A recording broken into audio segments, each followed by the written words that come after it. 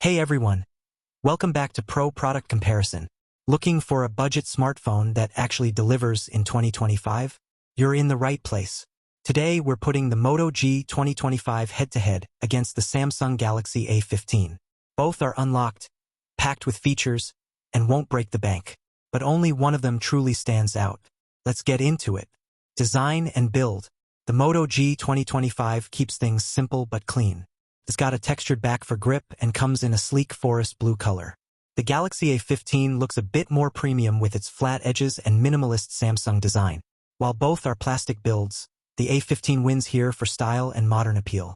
Display. The Moto G features a 6.6-inch HD Plus display with a 120Hz refresh rate. It's smooth for scrolling and gaming but lacks the punch of higher-res screens.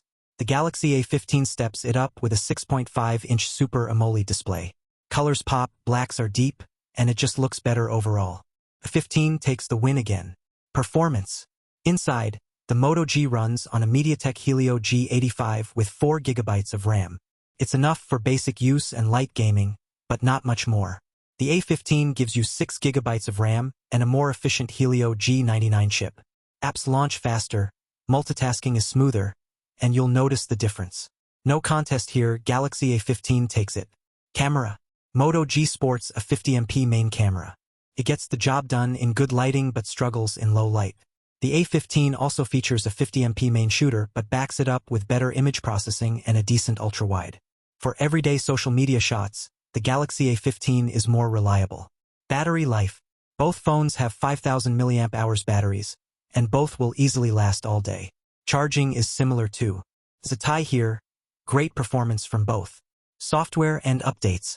The Moto G runs a clean, almost stock Android experience. It's lightweight and easy to use. The A15 runs Samsung's One UI, which is feature-rich but heavier. Samsung does, however, promise more reliable long-term updates. That matters. The 15 edges ahead here too. Price. Here's the kicker, the Moto G 2025 is the cheaper option, usually retailing around $150. The Galaxy A15 is closer to $180 to $200. If budget is tight and you just need the basics, the Moto G saves you some cash. Both are solid choices, but the Galaxy A15 wins this battle.